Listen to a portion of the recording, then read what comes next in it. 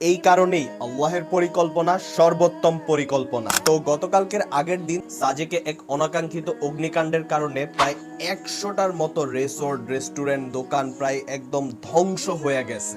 এবং ফরচুনেটলি অথবা আনফরচুনেটলি আমি এবং আমার পরিবারের অনেকেই তখন সাজেকেই উপস্থিত ছিলাম। তো এরকম আনফরচুনেট একটা ঘটনাতেও ফরচুনেট ওয়ার্ডটা ইউজ করলাম। এর কারণ হলো সাজেকের এই অগ্নিকাণ্ডের ঘটনা অবকাশ রিসোর্ট অথবা অবকাশ রিসোর্টের একদম আশেপাশের কোনো জায়গা থেকে ঘটেছে এবং আমরা ট্রাই করেছিলাম অবকাশ রিসোর্টেই থাকার, বাট তাদেরকে যখন কল দেই রুম বুক করার জন্য তখন আমাদের কাঙ্ক্ষিত ডেটে কোনো রুম অ্যাভেলেবল পাই নাই। তো ইভেন্চুয়ালি আমরা পরবর্তী অন্য রিসোর্টের রুম বুক করি এবং সেই রুমগুলো নিয়ে আমরা অনেকটা অসন্তুষ্ট ছিলাম। সো বেসিক্যালি আমরা প্ল্যান করেছিলাম একটা, কিন্তু অন্য প্ল্যান হওয়াতে আমরা সেটা নিয়ে অসন্তুষ্ট ছিলাম। কিন্তু অগ্নিকাণ্ডের ঘটনাটা যখন ঘটলো তখন আমরা আল্লাহর কাছে শুকরিয়া আদায় করতেছিলাম যে আমরা অবকাশ রিসোর্টে ছিলাম না। কারণ আমরা যদি অবকাশ রিসোর্টে স্টে করতাম তাহলে হইতে পারতো আমাদের কোনো ক্ষতি হয়ে যেত। কারণ সেখানকার মানুষদের সাথে কথা বলে জানা যায় যে অবকাশ রিসোর্টটা লেজিট 5 মিনিটের মধ্যে পুরোপুরি ধ্বংস হয়ে যায়। তো লাইফটা অ্যাকচুয়ালি এমনই, আমরা অনেক কিছুই প্ল্যান করি বাট